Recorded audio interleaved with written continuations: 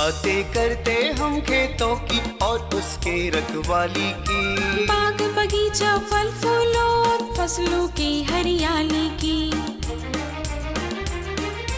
हम बीजों की बातें करते उत्तम जल संसाधन की, हम तकनीकी बातें करते फसलों के उत्पादन की।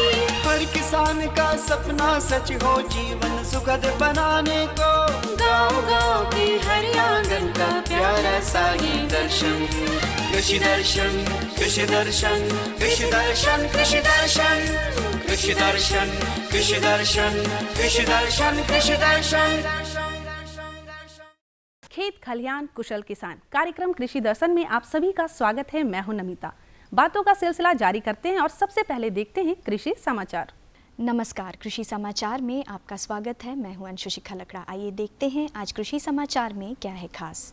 धान फसल में खरपतवार के नियंत्रण के लिए कृषि यंत्र कोनोवीडर का करे प्रयोग। दलहनी फसलों की खेती के लिए बीज को पंक्तियों में लगाएं। राजमा की खेती के लिए उन्नत प्रभेद में लगाएं PDR 14। अब समाचार विस्तार से। किसान भाई धान फसल में खरपतवार के नियंत्रण के लिए कृषि यंत्र कोनोवीडर का प्रयोग कर सकते हैं। इससे कम समय में धान फसल में खरपतवार को निकाला जा सकता है। साथ ही टाड़ जमीन में लगी धान फसल में निकाई गुड़ाई के लिए कृषि यंत्र गच्छों का प्रयोग किया जा सकता है। दलहनी फसलों की खेती के लिए बीज को पंक्तियों में लगाएं। उड़द और मूंग के लिए पंक्तियों के बीच की दूरी 30 सेंटीमीटर रखें और अरहर के लिए फसल की ऊंचाई के अनुसार 60 से 90 सेंटीमीटर तक रख सकते हैं। किसान भाई फ्रेंच बीन की खेती करने जा रहे हैं तो फसल को कीटों से बचाने के लिए बुआई से पहले बीज को उपचारित कर लें। क्लोरपाइरिफोस कीटनाशक दवा 5 ml प्रति लीटर पानी में मिलाकर बीज को उपचारित करें। फ्रेंच बीन में यहाँ 3-4 तरह के कीड़े लगते हैं, खास करके दीमक लगता है, पत्तियों से मुलायम फलों से रस चूसने वाले कीड़े हो गए, खास करके माहू का प्रकोप होता है, कुछ थ्रिप्स का प्रकोप होता है। जब फलियाँ बनती है तो फल छेदने वाले कीड़ों का प्रकोप होता है। तो किसान भाइयों के लिए इसके प्रबंधन करना बहुत ज़रूरी है। तो पहले वह किसान भाइयों को जब भी कोई बीज लगाते हैं फल्स बीन की, तो उसको बीजोपचार कर लें कीटनाशक से, खास करके क्लोरोपाइरिफॉस से 5 ml प्रति लीटर के हिसाब से पानी मिला करके डालें, उसको बीज को लपेट लें। राजमा की खेती से अधिकाधिक उत्पादन लेने के लिए 60 किलोग्राम बीज प्रति हेक्टेयर लगाएं। कतार से कतार की दूरी 30 सेंटीमीटर और बीज से बीज की दूरी 15 सेंटीमीटर रखें। बेहतर उत्पादन के लिए अनुशंसित प्रभेद में PDR 14 लगाएं। राजमा की खेती के लिए 2 से 3 बार देशी हल से खेत की अच्छी तरह जुताई करके पाटा चला दे। राजमा की खेती में पानी का जमाव नहीं होना चाहिए। बुआई से पहले बीज को राइजोबियम कल्चर से उपचारित जरूर करें। किसान भाई टाड़ जमीन में फसल की निकौनी के लिए पेगहो नामक कृषि यंत्र का प्रयोग कर सकते हैं। इसकी कार्य क्षमता 18 से 20 डिसमिल प्रतिदिन है। आज की विशेष जानकारी है प्याज फसल में कीड़ों से बचाव के बारे में। प्याज फसल में कीड़े मकोड़े ना लगे, इसके लिए किसान एक आसान उपाय अपना सकते हैं। किसान भाई प्याज फसल लगाने से 30 दिन पहले 250 वर्ग मीटर भूखंड की दर से खेत के चारों ओर मक्का फसल 2 पंक्तियों में लगा दे। इसके बाद मक्का फसल के घेरे के अंदर प्याज लगाएं। फसल में कीटों का प्रवेश रुक जाएगा। और अब एक नज़र राज्य के 5 प्रमुख शहरों के मौसम के मिजाज पर। आज राज्य के 5 प्रमुख नगरों के अधिकतम और न्यूनतम तापमान कुछ इस प्रकार दर्ज किए गए। रांची का अधिकतम तापमान 30 डिग्री सेल्सियस और न्यूनतम। कृषि समाचार में आज इतना ही। अगले दिन अगले अंक में फिर मुलाकात होगी कुछ ताज़ा तरीन खबरों के साथ। तब तक के लिए दीजिए इजाज़त। नमस्कार, जोहार। अभी आप देख रहे थे कृषि समाचार, जहां खेती बाड़ी से जुड़ी ढेरों जानकारियां आपने ली। मंडी का भाव, मौसम का मिजाज, नीति, तकनीक, उपकरण के बारे में जाना और भी बहुत कुछ जानेंगे, लेकिन उससे पहले लेंगे ये छोटा सा विराम। भारत सरकार का हर प्रयास किसानों को दे रहा है एक नई आस। देश के किसानों की खुशहाली और उन्हें आत्मनिर्भर बनाने के लिए भारत सरकार समर्पित है। प्रधानमंत्री श्री नरेंद्र मोदी जी के नेतृत्व में कृषि क्षेत्र में किए गए निरंतर प्रयासों के फलस्वरूप देश खाद्यान्न व बागवानी के क्षेत्र में आत्मनिर्भर हो चुका है और देश में दलहन का उत्पादन भी बढ़ा है। इसी तरह भारत सरकार ने खाद्य तेलों के उत्पादन को बढ़ाने के भी अनेक प्रयास किए हैं। इसी क्रम को आगे बढ़ाते हुए माननीय प्रधानमंत्री श्री नरेंद्र मोदी जी के नेतृत्व में भारत सरकार ने दूरदर्शी निर्णय लेते हुए राष्ट्रीय खाद्य तेल मिशन ऑयल पाम की शुरुआत की है। इस मिशन से देश भर के किसानों को बहुत लाभ मिलेगा। कृषि के पूंजी निवेश में वृद्धि होगी, खाद्य तेल आयात पर देश की निर्भरता कम होगी और रोजगार के नए अवसर पैदा होंगे।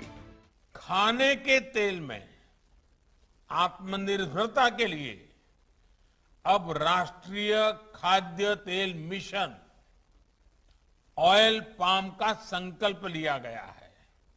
इससे किसानों को तो सीधा लाभ होगा ही, गरीब और मध्यम वर्ग के परिवारों को सस्ता और अच्छी क्वालिटी का तेल भी मिलेगा।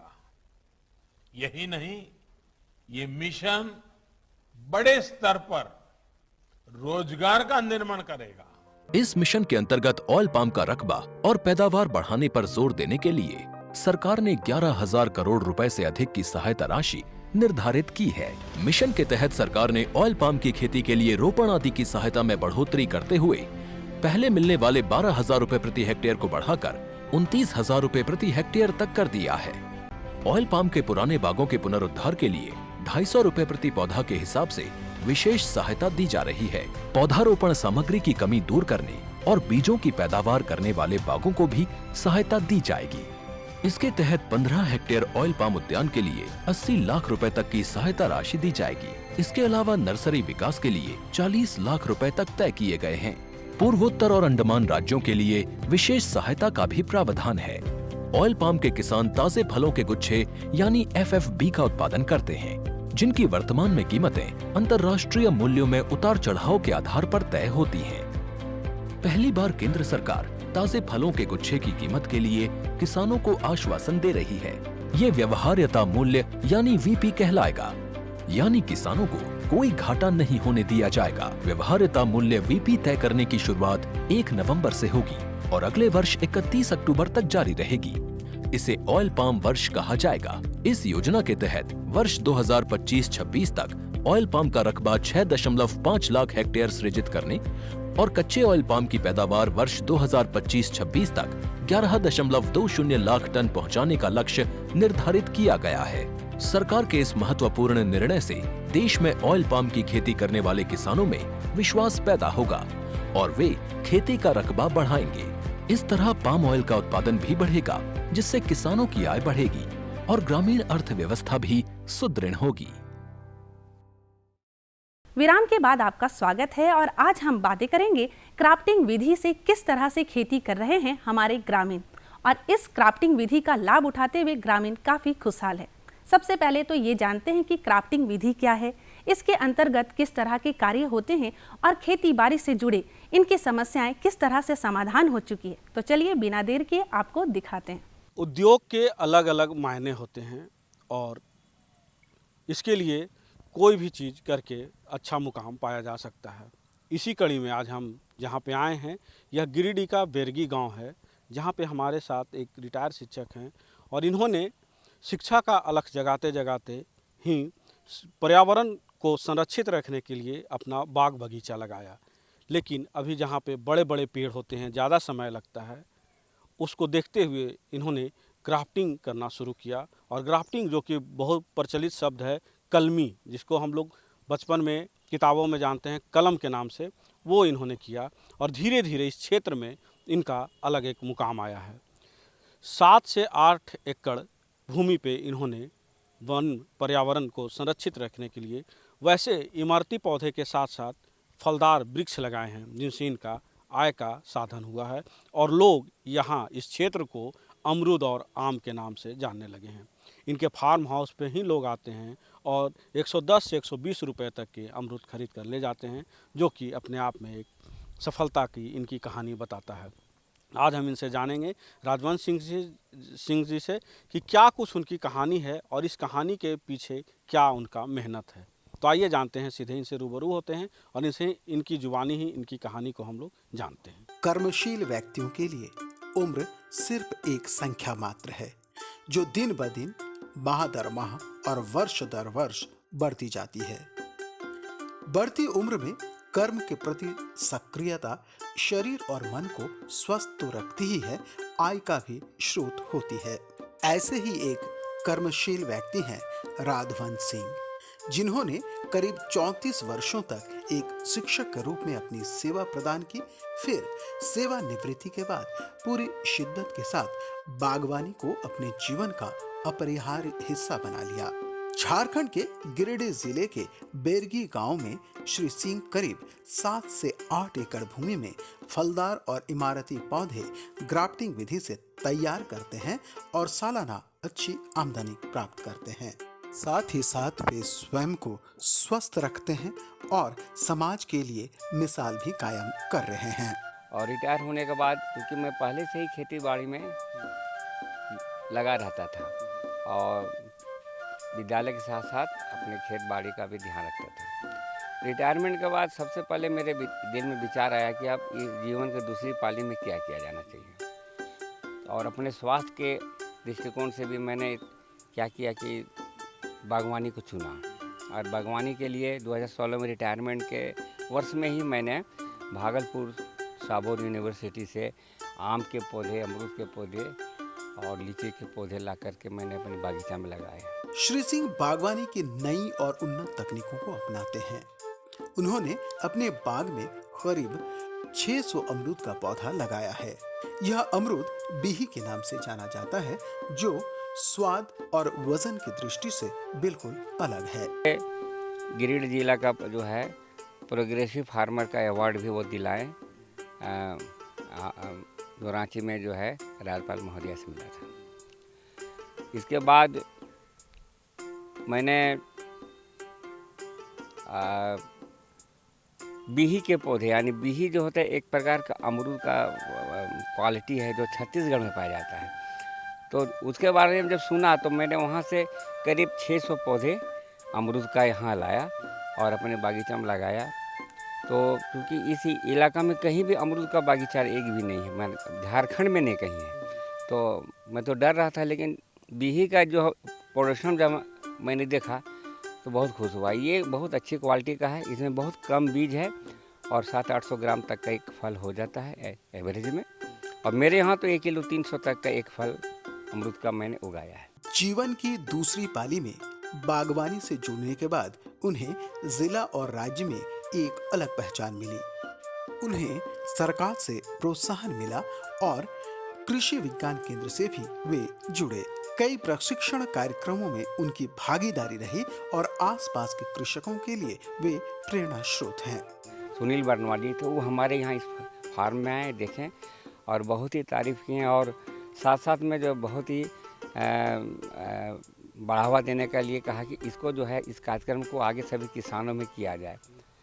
तो यहाँ कृषि विज्ञान केंद्र से भी मैं जुड़ा हुआ हूँ और उसके बाद उनके यहाँ भी जब कोई कार्यक्रम होता है बागवानी का, अभी पिछले साल जो है गढ़वा ज़िले से आया था 50 किसान का, उसका मेरे यहाँ 2 दिवसीय जो है कार्यक्रम चला था।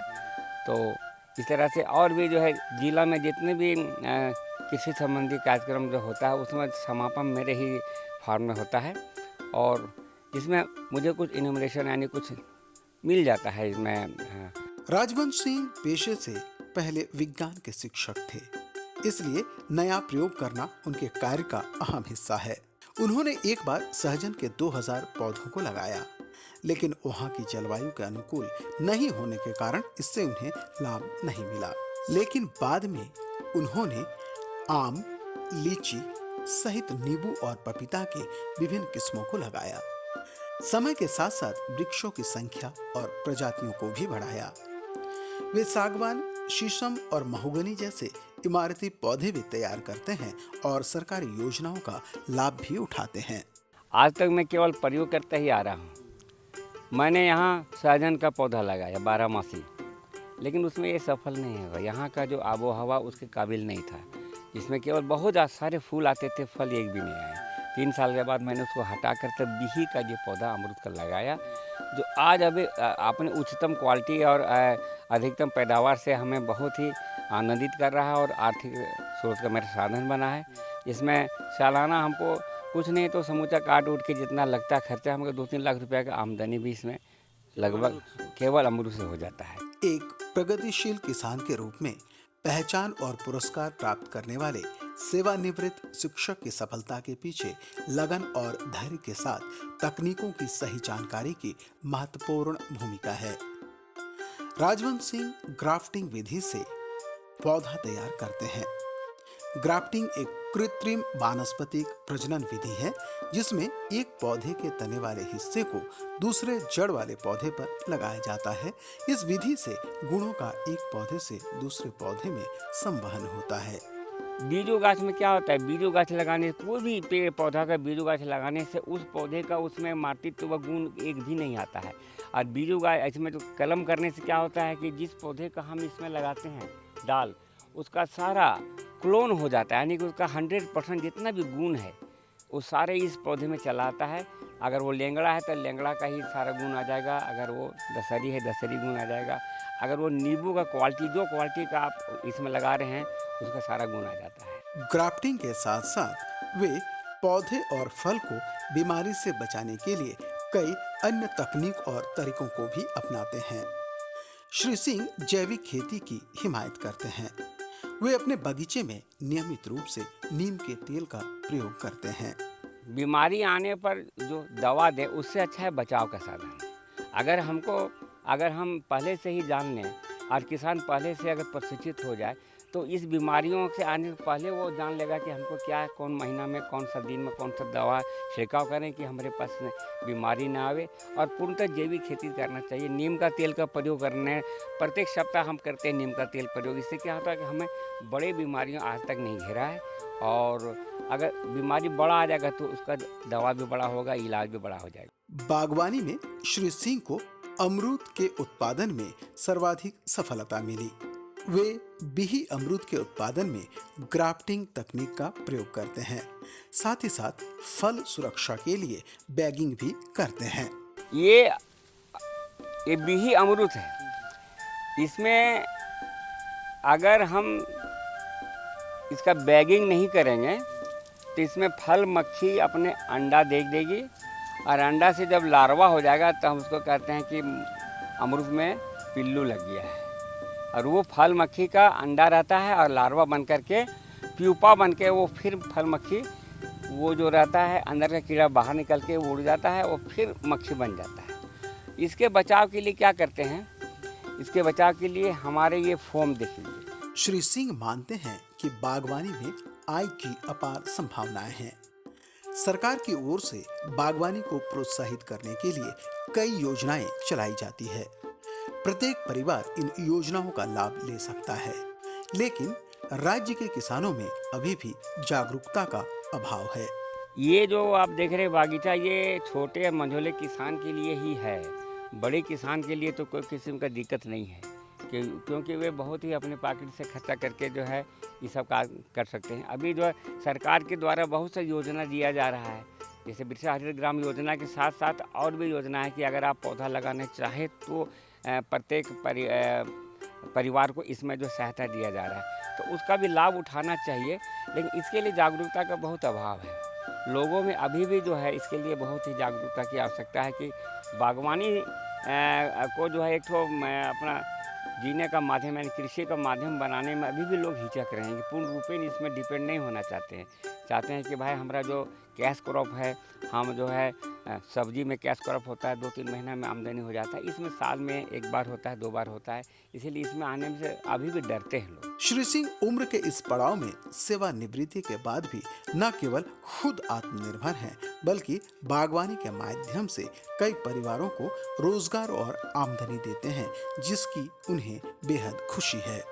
ये मट्टी का गोला, इसमें से हमने वर्मी कंपोस्ट और आपका थोड़ा बालू का भी अंश इसमें, और थोड़ा इसमें जो है आपका तालाब का मिट्टी का अंश है, ये सब मिला के इसको तैयार किया जाता है। इसमें कुछ % चूना भी डाला जाता है। तो इसके लिए हम तैयार करते हैं, और इसका प्रयोग यहाँ करने से क्या होता है, ये यहाँ डाल दिया बीच में, और नीचे और ऊपर से जो है सूतली द्वारा इसको जो है बांध दिया जाता है। इससे ये फ़ायदा होता है कि इसको यहाँ काट देने से पानी और इसी से जो है इस पौधे का सारा वास्तविक गुण ये ऊपर वाला में से संग्रहित होता है। 2 महीने के बाद इसमें जब पूरा जड़ आ जाता है तो इसको काट करके अलग करके पॉलीथीन बैग में इसको लगाया जाता है और वो फिर बिक्री किसान के लिए तैयार हो जाता है। राजू राय और सनातन कुमार बागवानी के काम में राधवन सिंह का सहयोग करते हैं। उनका मानना है कि बागवानी से उन्हें सालों भर रोजगार मिल जाता है। राजू राय और सनातन कुमार भी अपने बगीचों में अमरूद की खेती कर रहे हैं। कम से 8-10 साल 8-10 साल। हाँ। पहले और अब में क्या अंतर है? बहुत चीज़ का अंतर है। बागवानी कर रहे हैं तो अच्छा ढंग से हो रहा एकदम अच्छा ढंग से हो रहा है। चल रहा है। चल रहा है। सालों भर काम मिल जाता है। हाँ, सालों भर। तो बाहर कहीं जाने का मन नहीं करता? नहीं तो सामने हरा भरा रहेगा तो बाहर कैसे जाएंगे। हम लगभग 3 साल से हैं यहाँ पे। 3 साल पहले क्या कर रहे थे? पहले पेड़ लगता है पहले। हाँ हाँ, मेरा घर लोकले है सामने। नहीं पहले नहीं होता था, कैसे पेड़ छोटा था ना, पहले नहीं होता था, तो अब हो रहा है। हाँ, घर में लगा है। मेरे घर में 300 पेड़ है, एक अमरूद का और आम का, बस 3 दोनों मिला के। राधवन सिंह मानते हैं कि जीवन के हर क्षेत्र में आगे बढ़ने का आधार है शिक्षा। खेतीबाड़ी का क्षेत्र भी इससे अछूता नहीं है। उनका मानना है कि शिक्षा से जानकारियां दुरुस्त होती हैं और व्यायाम से शरीर तंदुरुस्त होता है। अगर लगन, मेहनत और तकनीकी जानकारियों के साथ बागवानी का काम किया जाए तो आय दुगुना नहीं कई गुना बढ़ सकती है। शिक्षा तो मनुष्य का एक बहुत ही सक्षम हथियार है। ये शिक्षा के बिना मनुष्य अधूरा है।